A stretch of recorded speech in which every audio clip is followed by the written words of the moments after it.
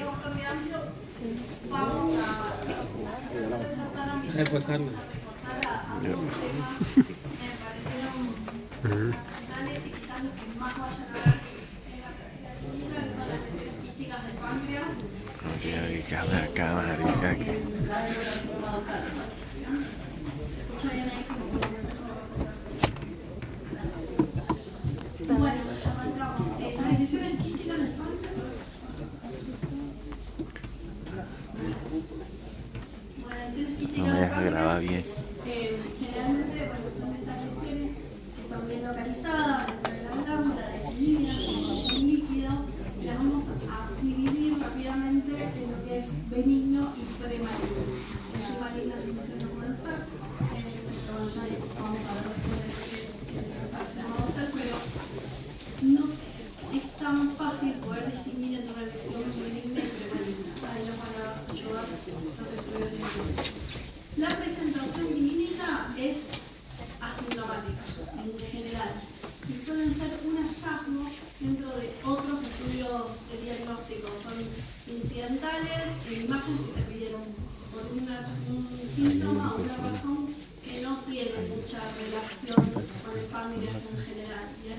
Nosotros lo vemos habitualmente cuando pedimos tomografías abdominales, ¿bien? Por pacientes que tienen otro tipo de patologías dentro de nuestra consulta habitual de gastroenterología, pero dentro de la consulta clínica en general tenemos derivaciones de pacientes que se han hecho estudios renales, estudios ginecológicos, donde pueden incidentalmente ver el quiste en el páncreas.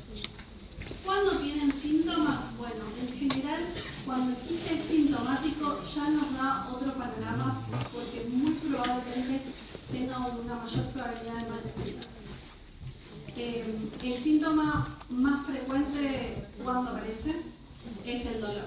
Bien, suele ser un dolor localizado bien en el epigastrio o un dolor que se irradia hacia la zona dorsal. Bien, puede en algunos casos haber algunos signos de sangrado intraabdominal, pancreatitis aguda, la ictericia y bueno, la tumoración palpable ya cuando se puede palpar el tumor es muy difícil que no se maligno. Dentro de los estudios diagnósticos son principalmente tres y lo vamos a cortar más que nada dos que son los más generales. ¿Bien? La tomografía, bien, en el caso de para pedir una vez que ya, esto es una vez que ya tenemos la idea de un quiste, bien, ya nos ha llegado por ejemplo una ecografía donde podemos ver un quiste o una tomografía quizás con otro protocolo donde se ha visto el quiste, vamos a ir ya a buscar qué tipo de quiste estamos hablando o qué tipo de imagen estamos viendo. La tomografía específica es con protocolo para páncreas, bien, donde se pueden ver cortes específicos y se va a utilizar para confirmar si es una lesión quística del páncreas, sobre todo porque la mayoría vienen de estudios operador dependientes como es la ecografía. Entonces, cuando vamos a la tomografía vamos a poder ver específicamente si es un quiste del páncreas o no. La mayor contra que tiene la tomografía es la exposición a los rayos, ¿no? Que no lo tiene el siguiente estudio, que es la resonancia magnética. Específicamente la resonancia tiene que ser de abdomen con colangioresonancia. ¿Bien? Porque la colangioresonancia nos va a ayudar a establecer la relación que tiene el quiste con los conductos biliares, ¿bien? Sobre todo con el conducto biliar principal. Y es eso lo que nos va a permitir determinar qué tipo de quiste es el que estamos hablando. ¿Bien? La ventaja es que, por supuesto, es sin radiación y tiene una mejor visión del conducto pancreático que, como dije, nos va a ser útil en la definición de los quistes, sobre todo en lo que es los IPMN, que vamos a hablar después. No puse acá la desventaja, pero bueno, la mayor desventaja de la resonancia es la tolerancia del paciente. Miren, la mayoría de los resonadores donde uno puede tener una buena imagen son resonadores cerrados, y bien ahora hay cada vez más resonadores abiertos que tienen buena imagen, todavía no son iguales en calidad. Por eso muchas veces nos terminamos volcando a la tomografía. Y pacientes que tengan algún implante que no sea resonante, ¿bien? En esos casos podemos seguir con tomografía. El problema va a ser después para el seguimiento. ¿Bien? Y finalmente la ecoendoscopía, ¿bien? La colonoscopía es un estudio de mayor especificidad y lo que nos permite es tomar una muestra. ¿Bien? Podemos hacer una punción aspiración con aguja fina y sacar una muestra de ese quiste para mandar a analizar y ya tener un diagnóstico absolutamente definitivo. ¿Bien? La mayor desventaja es que es un estudio invasivo. ¿Bien? Pero bueno, sigue siendo un estudio sin radiación y altamente específico. La CPRI la dejé acá colgada un poco porque en algún momento en guías antiguas aparecía, pero para que quede claro que no está para nada indicado. ¿Bien? No es el estudio al que recurrimos cuando queremos estadificar un quiste de páncreas. ¿Bien? Bueno, tipos de quistes hay varios, pero me voy a focalizar principalmente en esos tres. La mayoría de los quistes, como hablamos, son asintomáticos y en general benignos, pero algunos pueden llegar a malignizarse. Principalmente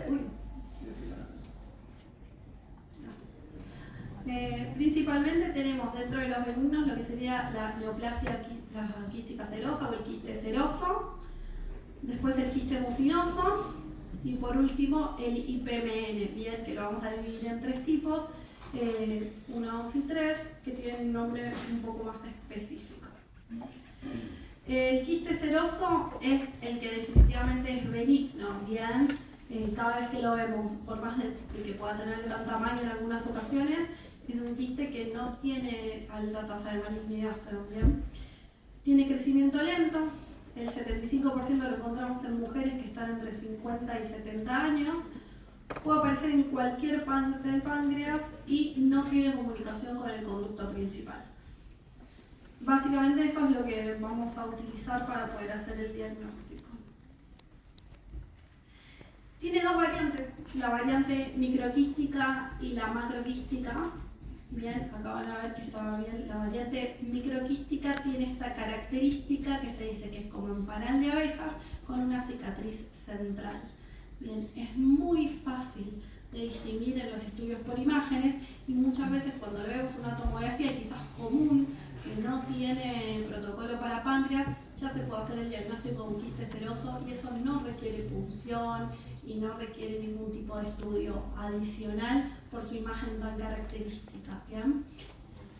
En cambio, en el que sigue, que es el macroquístico o oleoquístico, van a ver que no tiene tabiques, no tiene cicatriz central, es simplemente una pared con líquido en su interior, que a veces puede llegar a ser muy grande, y no se distingue mucho de otros tipos de quistes similares, como por ejemplo el mucinoso, que sí es un quiste que merece más alerta porque puede llegar a ser una lesión premaligna. Entonces, son estos tipos de quistes serosos los que nos confunden y nos hacen solicitar más estudios. ¿Bien? Hablando justamente de él, está el quiste mucinoso. Bueno, su característica es que produce mucina, tiene otra epidemiología, aparecen más en mujeres, 95%, entre 40 y 60 años, son más jóvenes, y suele aparecer específicamente en el cuerpo y la cola. La aparición cefálica es muy rara. ¿Bien? No se comunica con el conducto principal y la pared tiene estroma de tipo várico. Si en algún momento hacemos una punción y tomamos una muestra de la pared, con estroma várico ya hacemos diagnóstico definitivo del quiste mucinoso. ¿Bien? Acá ven los ejemplos. Ven que, bueno, este es particularmente muy grande, pero si lo comparan con el seroso macroquístico que mostré antes, no hay mucha diferencia. ¿Bien? Solamente en la forma. Sí va a cambiar, por ejemplo, la localización y otras cosas. Bueno, como hablamos, es generalmente una lesión premaligna, tiene 3 estadios, pero de un estadio puede pasar al siguiente. El cistoadenoma mucinoso es benigno, después la neoplasia quística mucinosa propiamente dicha puede ser de bajo o alto grado, la de alto grado es la que se denomina carcinoma in situ, y finalmente el cistoadenocarcinoma mucinoso, que es el quiste ya maligno. ¿Bien? Siguen siendo asintomáticos los pacientes, por lo cual es difícil de diagnosticar, y cuando hay síntomas Este tipo de quiste en particular es el dolor del que ya habíamos hablado, que se irradia más hacia la parte de la espalda, la ictericia, pancreatitis recurrente. La mayoría de los quistes cuando generan pancreatitis es por obstrucción de los conductos, y bueno, la pérdida de peso, pero la pérdida de peso ya suele ser un indicio de transformación del quiste. Los tabiques son gruesos y cuando aparecen, como ejemplo en la imagen de abajo, van a ver que es una imagen bien tabicada, y en algunos casos hasta puede tener calcificaciones. Esto, por ejemplo, las calcificaciones no lo va a tener el quiste seroso y podría ser un diagnóstico diferencial con el anterior. El que más confunde es uno que está en el medio, que es el IPMN, la neoplasia papilar intraductal mucinosa. Este es un quiste que, a diferencia de los demás, se caracteriza sí por la comunicación con los conductos. Entonces es importante que podamos tener estudios, por eso la TC es específica con protocolo para páncreas, por eso la resonancia es con colangioresonancia, que podamos ver bien el conducto pancreático y los conductos secundarios, que son más pequeños todavía. ¿Bien? Las localizaciones más frecuentes sí son cefálicas en el IPMN. Está entre los 60 y los 70 años, se pisa un poco en los dos quistes, tanto con el mucinoso y con el seroso, con el final de uno y el principio del otro. Lo dividimos en tres tipos. Normalmente es asintomático, pero cuando hay un síntoma, este ya no genera dolor, sino una pancreatitis recurrente, porque al estar en los conductos es mucho más probable que genere obstrucción de ellos. Bien. Los tres tipos, el tipo 1 es el de conducto principal, y lo que vamos a ver es justamente una dilatación del conducto principal. No vamos a ver quizás un quiste como el seroso o el mucinoso, con una pared engrosada, bien redondo, identificable rápidamente, sino que es el conducto principal dilatado más de 5 milímetros. Y si la persona que está informando, quizás una ecografía o una tomografía, no es tan avisada o no conoce tanto de las lesiones del páncreas, simplemente va a informar dilatación del conducto y quizás no informa quiste o sospecha de IPM, pero sí una dilatación del conducto principal sin causal obstructivo es un IPM de tipo 1. ¿Bien? Cuando ya son mayores a 10 milímetros es sugestivo de malignidad. El IPMN tipo 2 es el de conducto secundario, ¿bien? Puede ser dilatación de uno o varios. Y digo varios porque así es como se suele presentar. En general no se ve un solo conducto secundario dilatado, sino que varios.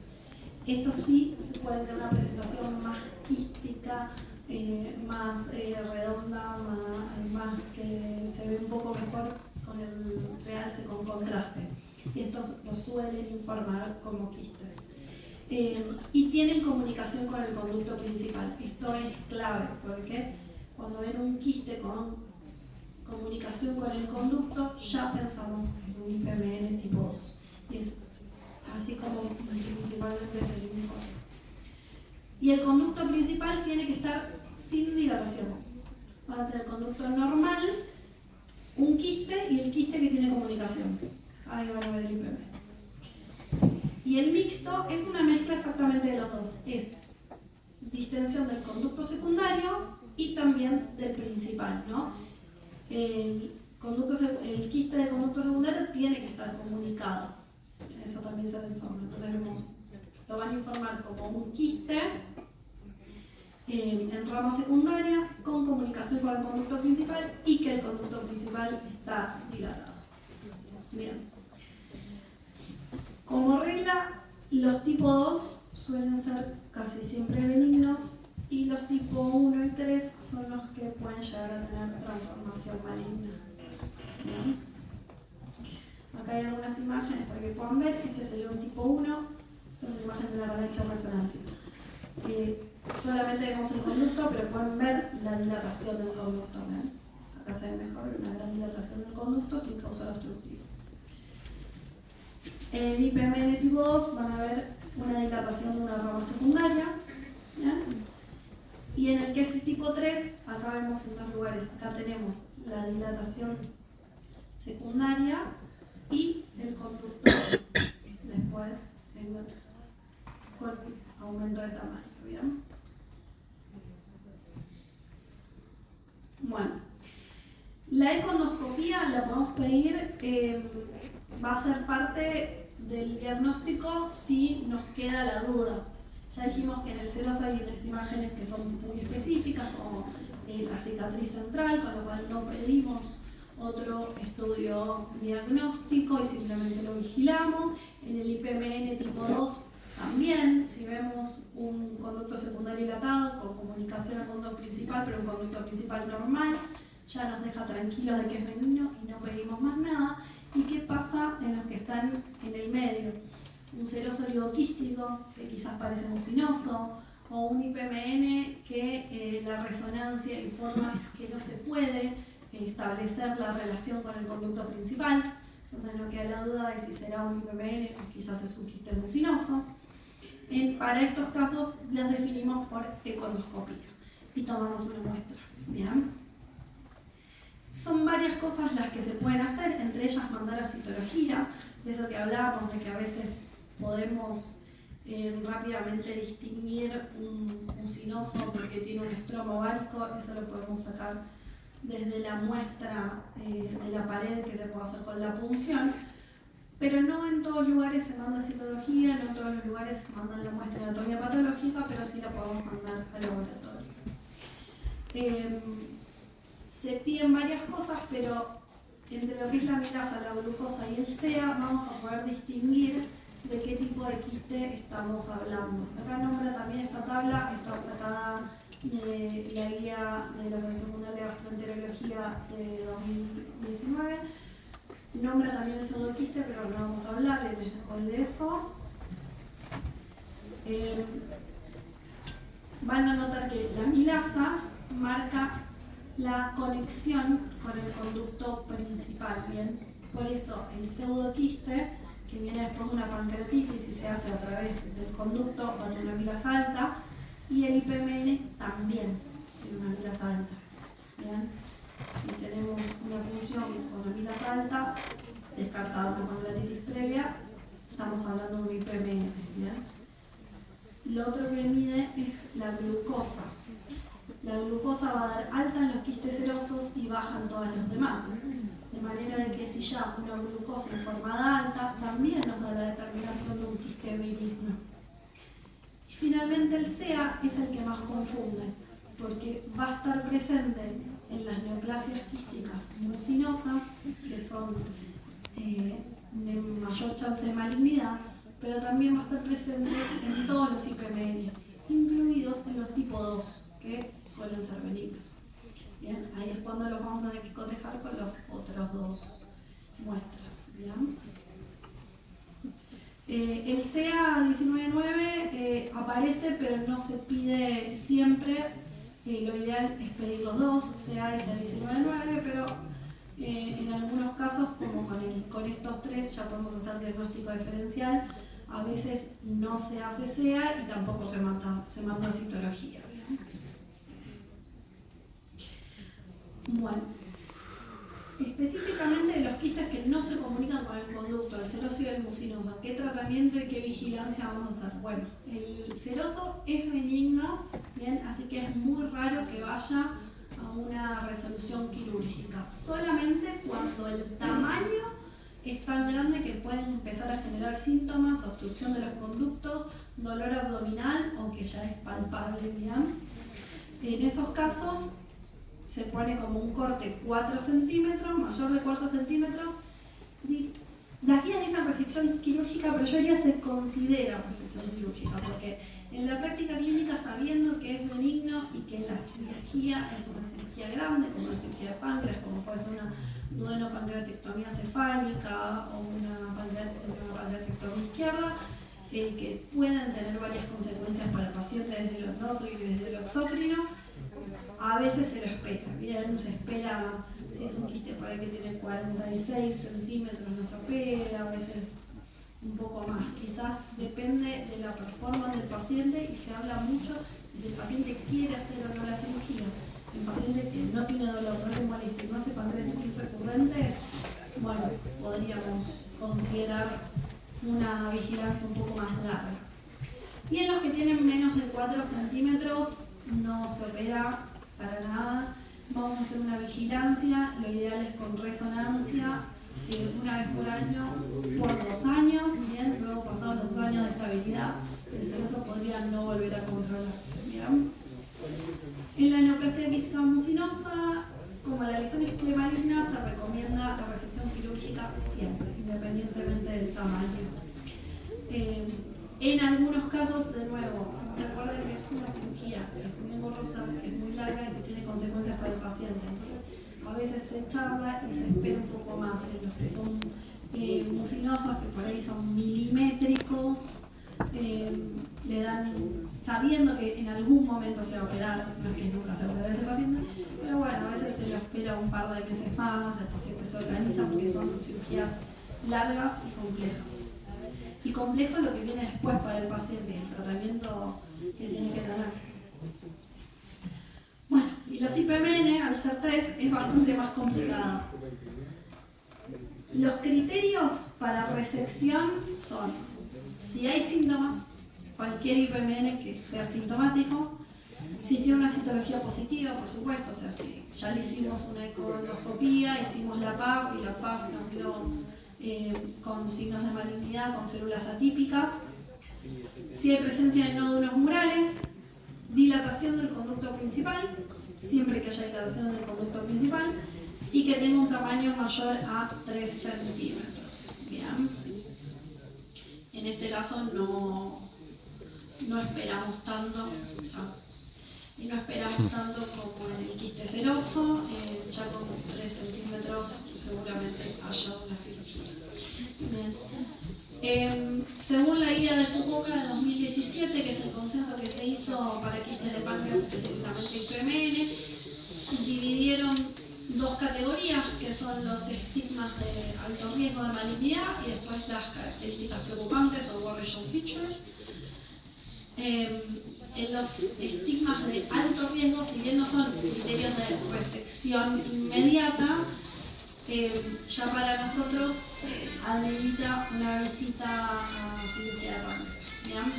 Que puede ser ictericia obstructiva en un paciente que tiene una lesión quística en la cabeza del páncreas, independientemente de que la lesión no se haya parecido benigna en un principio, porque ya está demostrando obstrucción de los conductos. Un refuerzo de nódulo mural que sea mayor a 5 milímetros y un conducto pancreático dilatado mayor a 10 milímetros. Digamos, esto ya es probablemente un signo de transformación. Y dentro de las características preocupantes, estas son características que nos llaman la atención como para hacer un seguimiento más corto, ¿bien? Que es el quiste que es mayor a 3 centímetros. Igual esto está en discusión porque se contrapone con los otros criterios de resección. Bien, en general los que son de 3 centímetros ya se resecan, pero buscamos el mayor igual a 3 centímetros. El refuerzo del nódulo mural, pero que sea menor a 5 milímetros. Las paredes del quiste engrosadas. Un conducto principal entre 5 y 9. Esto ya prácticamente es un criterio quirúrgico. Vean, se puede esperar a que tenga más de 9, pero ya estás habilitado con cualquier tipo de dilatación del conducto a hacer una cirugía. Nódulo mural sin refuerzo, el cambio de calibre del conducto pancreático a una atrofia pancreática distal. Esto yo les puedo hablar de también una pancreatitis crónica secundaria, que ya tenga linfadenopatía y el aumento escénico del CA19-9. O una velocidad de crecimiento del quiste mayor a 5 milímetros en 2 años. Esto lo vamos a ir viendo en el seguimiento. En conclusión, tanto el IPM tipo 1 y el tipo 3, que son el de conducto principal y el mixto, van a ir a resección quirúrgica. ¿Por qué? Porque tienen dilatación del conducto. El que no va a cirugía y se sigue es el IPM tipo 2, ¿bien? O el conducto secundario. Esta es una tabla un poco que resume eso de que pasemos con el paciente que tiene un IPMN de tipo 2, ¿no? Bueno, si no es apto para cirugía, o sea, si tiene un quiste pequeño, si no tiene síntomas, si no tiene pancreatitis recurrente, vamos a ir directamente a una vigilancia con resonancia magnética y con la angioresonancia, que no me acuerdo, pero es con la angioresonancia. Al principio va a ser, el primer año va a ser cada 6 meses, después vamos a pasar a cada 2 años y después, después de los 5 años va a ser anual. Bien, si lo vamos a ver. En algunos quistes se puede hacer un seguimiento más corto, por ejemplo los que están borderline entre 2 y 3 centímetros, están más grandes, pero uno piensa que están más cerca de la cirugía, o que hayan crecido de un año a otro, quizás no llegó a crecer 5 milímetros, pero tuvo un crecimiento de 2 o 3 milímetros y nos llama la atención, podemos hacer un seguimiento más corto y volver a 6 meses. Cuando ya aparecen características preocupantes o estigmas de alto riesgo, que son los que hablamos antes, cualquiera de los dos, vamos a hacer primero la econdoscopía con la punción. Y con los resultados del líquido de la punción, ahí decidimos si va o no a cirugía. Bien. Bueno, después hay pacientes que directamente no son aptos para la cirugía, ya sea por las comorbilidades que presentan, por la avanzado, porque directamente no quieren hacer la cirugía. Ya ese paciente que no va a hacer la cirugía tampoco va a realizar la vigilancia. Bien. Bueno, ¿preguntas? Auto. ¿Por esto? Antes de que cambiemos el tema. ¿Cómo así? ¿No? Quedan 15 Bueno, minutos. seguimos entonces. La cagada. Hablamos de los quistes mucinosos, el IPM 1 y 3 como lesiones premalignas. Ese sería el estadio en el que nosotros queremos hallar las lesiones. ¿Bien? El estadio premaligno, el estadio curativo, en estadio de resección total. Si bien son cirugías grandes, son cirugías que al paciente le van a dar años de vida, que le va a reducir la calidad de vida significativamente, porque tener menos páncreas nos reduce muchas cosas, pero es curativo. Lamentablemente ese no es el estadio donde siempre se suelen encontrar las lesiones del páncreas, y por eso también tenemos que hablar del adenocarcinoma del páncreas, ¿bien? Que es el estadio al que llegan estas lesiones cuando no son detectadas a tiempo. Recordemos, como dije al principio, hoy en día los quistes de páncreas son todos hallazgos. Nadie busca un quiste de páncreas. Es algo que encontramos en general en una ecografía abdominal de rutina que se pidió por control de salud cuando el paciente dijo que quería hacer un chequeo anual. Bien, esa es la situación en la que nos encontramos actualmente. Por eso también es importante esto de que el paciente no se pierda el seguimiento, que venga a hacer sus controles clínicos a pesar de que esté sano, bien, esta consulta que por lo menos debería tener una vez al año con su médico clínico en seguimiento, bien, o si está en un seguimiento urológico o ginecológico, hacerlo y pedirle estos estudios porque no tenemos otra forma de detectarlo más que verlo en una imagen. Bien. Miren qué importante que está aumentando radicalmente la incidencia y la mortalidad del cáncer de páncreas, cada vez lo vemos más. Va a aumentar mucho más en los próximos 10 años y se proyecta que para 2030 va a ser la segunda causa de muerte por cáncer. La primera va a ser el cáncer de pulmón. ¿Bien? El 70-80% de la localización es cefálica, en general no está en la cola, ¿bien? Pero algunos sí. Recordemos que hay algunos quistes mucinosos que tienden más a estar en la región corporocaudal, y cuando esos quistes hacen transformación maligna, ahí sí vamos a tener cáncer de páncreas en cola de páncreas. ¿Bien?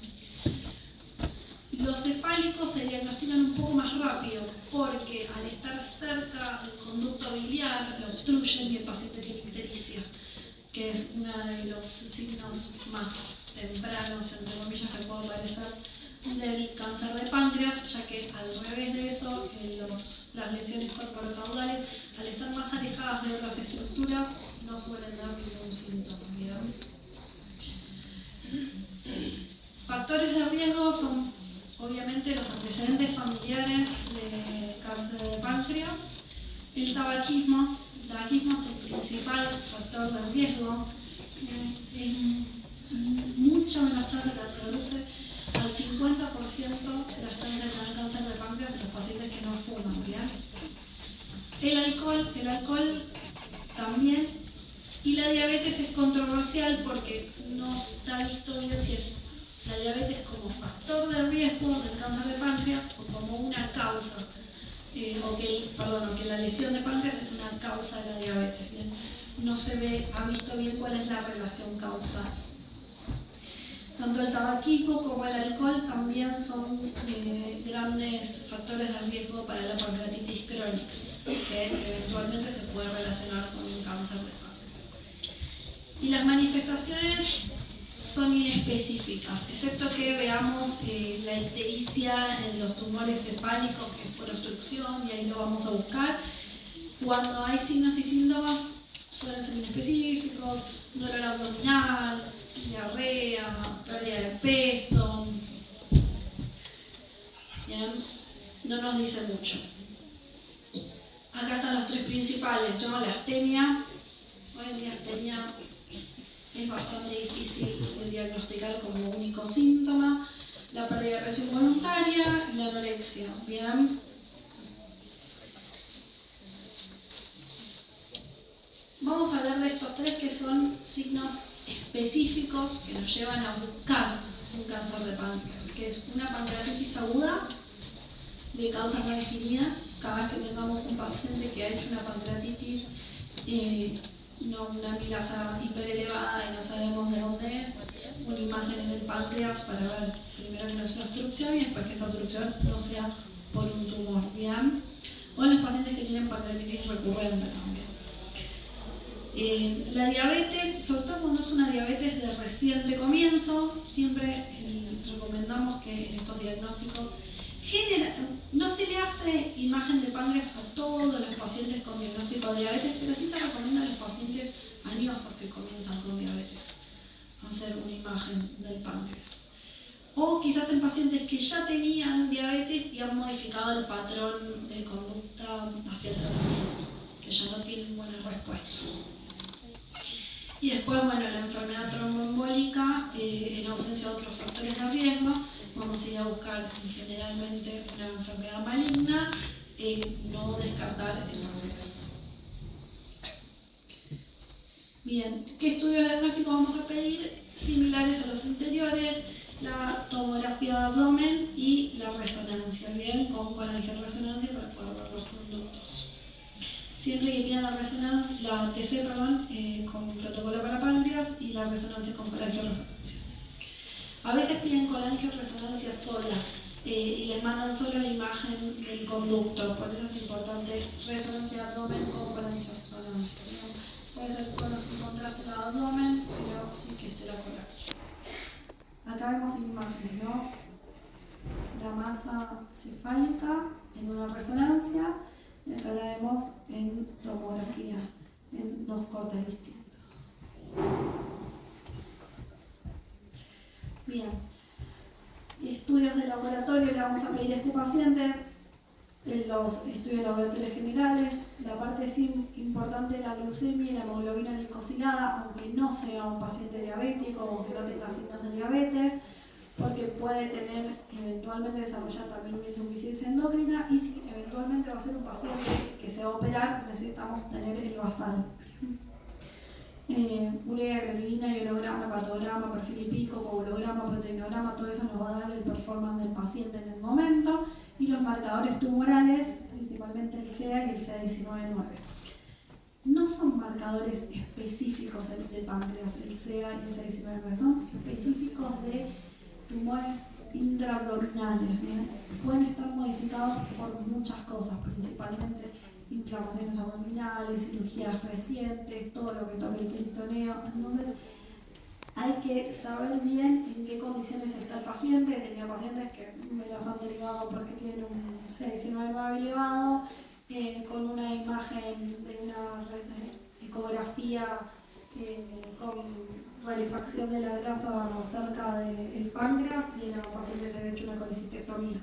Bien, entonces eso ya te puede aumentar, una colecistectomía hace 3 meses. Entonces eso ya te puede aumentar los marcadores y no necesariamente es algo tumoral.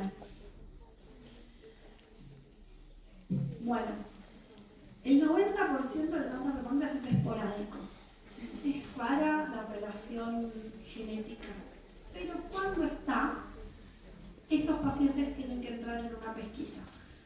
Porque es muy probable que hagan un cáncer de páncreas si es que tienen una alteración genética. No es uno de esos genes que no se presentan fenotípicamente.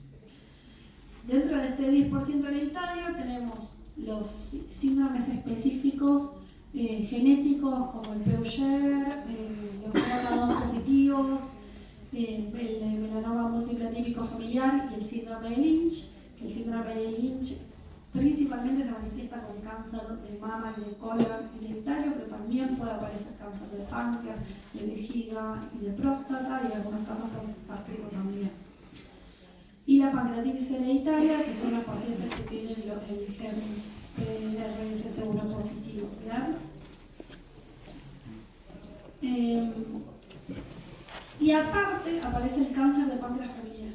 El cáncer de páncreas familiar es algo que vamos a inferir nosotros con los antecedentes del paciente, porque no está relacionado a un síndrome genético específico por el momento. Es cuando el paciente tiene al menos 2 familiares de primer grado con cáncer de páncreas sin ningún otro síndrome en la familia. ¿Bien? Todos estos entran en pesquisa. ¿Bien? Solo cuando tiene 2 familiares de primer grado hoy en día se está revisando si los pacientes que tienen un solo familiar de primer grado también van a entrar en pesquisa, pero todavía no está definido. Bien, por el momento son 2 los que se solicitan para entrar en la pesquisa regular. Después, dentro de la consulta, nosotros podemos hacer un manejo artesanal con ese paciente y ver si cada tanto le pedimos una imagen, pero no entraría específicamente en la pesquisa. ¿Qué es esa pesquisa? Bueno, vamos a hablar primero de las edades, porque lo tengo antes. En el Peugeot la empezamos a los 25 años, en la pancreatitis hereditaria a los 40 y en el resto de los grupos o a los 50, o si no sabemos las edades de los familiares, o si son muy añosos, o si son más jóvenes, 10 años antes del caso más joven de la familia. La pesquisa la vamos a hacer con resonancia magnética y con angioresonancia y econdoscopía, de forma alternada y anual. Un año de resonancia, un año de econdoscopía. Por eso no todos los pacientes entran, ¿bien? Porque le estamos pidiendo a un paciente que se haga un estudio invasivo cada 2 años, cuando en los que tienen un solo familiar no está tan probada la relación, ya que el 90% es esporádico. ¿Bien? Entonces puede ser que tenemos a alguien que le estamos haciendo una econdoscopía de forma regular, que es un estudio, si bien no es tan engorroso como otros, no estoy pidiendo una econdoscopía con preparación, pero bueno, tiene que ir a hacerse un estudio invasivo cada 2 años, es bastante, para lo que probablemente no tenga ninguna injerencia en su genética. Bien, el rol de la econdoscopía va a ser la evaluación del páncreas, que es una evaluación dinámica, es una evaluación de alta resolución, y va a permitir principalmente la toma de muestra, ¿no? Del citológico y el histológico. Tiene alta eficiencia y baja tasa en complicaciones, comparado con otra opción de toma de muestra que es la percutánea, que si bien puede tener una buena eficacia de hacer una punción, tiene mayor tasa de complicaciones. ¿Bien? Acá vemos la imagen, van a tener la masa y se ve la aguja acá haciendo la punción. Las punciones hoy en día lo que se recomienda es que sean con patólogo en el lugar para revisar la toma de muestras, ¿bien? Y sobre todo para asegurarnos que tengamos muestras suficientes. No siempre se terminan haciendo con patólogo en el lugar, nosotros sí lo hacemos, pero es difícil a veces conseguir un patólogo disponible con una sala de endoscopía, por ejemplo, ambulatoria. Cuando ya es en un centro grande o en un quirófano es más fácil. Bien. Bueno, el pronóstico hoy en día no es muy bueno, pero creemos que va a ir mejorando. El 80-85% de los pacientes ya tienen enfermedad avanzada del diagnóstico. Por eso hablamos de las lesiones quísticas del páncreas, por eso hablamos de estas lesiones como hallazgo y queremos saber cómo va a ser el seguimiento, porque el cáncer de páncreas hoy estamos llegando tarde. Y si en menos de 10 años va a ser el segundo cáncer, lo vamos a ver cada vez más frecuentemente. La tasa de sobrevida de 5 años es del 9%. El único tratamiento curativo que hay es la cirugía, pero la mayoría de los pacientes ya no califican para la cirugía en el momento del diagnóstico. Solo el 15-20% son potencialmente resecables. E inclusive en los pacientes que se logra resecar completamente, el pronóstico sigue siendo pobre, porque tiene una alta tasa de recurrencia local, pero es mayor la tasa sistémica. Tenemos pacientes que están un año quizás sin ningún tipo de imagen en el páncreas y posteriormente aparece una metástasis a distancia sin la aparición de tumor local. El seguimiento de los pacientes va a ser la evaluación clínica, que eso es muy importante, vamos a especificar qué es. Las imágenes, como dijimos, pueden ser tanto la tomografía como la resonancia, y el laboratorio con el CA19-9. Bien, ahora sí el CA19-9 es importante, porque al ya tener diagnóstico va a ser para seguimiento. Bien, sobre todo en un paciente que tuvo una enfermedad resecada, bien, porque va a ser uno de los marcadores que nos van a indicar la recurrencia de la enfermedad. En pacientes operados de 3 a 6 meses, el seguimiento, y en los que tienen metástasis más corto, 3 meses. Cuando hablamos de la evaluación clínica, las dos cosas que hay que evaluar son la nutrición y si requiere o no terapia con enzimas pancreáticas. La nutrición, ¿por qué? Porque la malnutrición del paciente va a afectar su calidad de vida. Estamos hablando de pacientes que no tienen mucha sobrevida a veces, y es importante que ese periodo lo puedan vivir de la mejor forma posible también. E inclusive los que van a tener sobrevida, que son, si bien son un pequeño porcentaje, quedan con una mala calidad de vida, ¿bien? Sobre todo porque pasó una cirugía grave. Entonces es muy importante ver la malnutrición, el aumento, porque genera aumento de incidencia de infecciones, estadia hospitalaria, aumenta la mortalidad. Sarcopenia y caquexia es lo que vemos en pacientes, y ya a veces están en un 80% de los pacientes al diagnóstico. Bien. Y la insuficiencia pancreática exógena.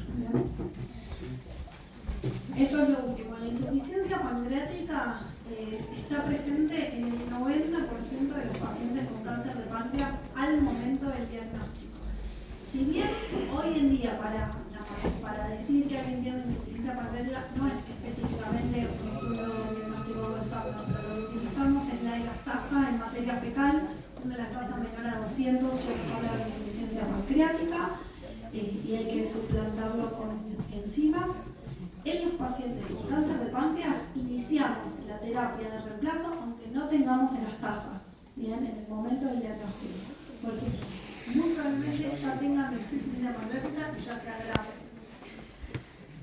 El inicio de la terapia de reemplazo lo vamos a hacer con lipasa, bien, hoy en día en el mercado hay una sola marca que es Creón de agua, bien. Pausa si querés. Dale.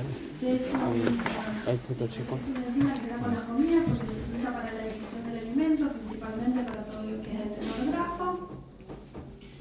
Y lo dividimos en comidas pequeñas y comidas principales. En las comidas pequeñas se dan 25.000 unidades de lipasa, que es el equivalente a una cápsula de la que se vende hoy en día. Y en el almuerzo y la cena se dan 2 cápsulas, o sea 50.000 unidades. La ingesta de las cápsulas es muy importante para el paciente porque la ingesta tiene que ser con la comida. En el momento en el que el paciente empieza a comer, da el primer bocado y siguiente a eso toma una cápsula. Si es una comida pequeña, y si es una comida más larga, por ejemplo un almuerzo o una cena, va a tomar una al principio y otra en la mitad de la comida. Pero no tiene ningún sentido que la tome antes o que la tome después, ni que abra la cápsula, porque es una cápsula entérica que está hecha para ser liberada en el duodeno y no en el estómago. Porque los peores resultados los vemos cuando los pacientes toman mal la medicación. Bien, aquí ya tenemos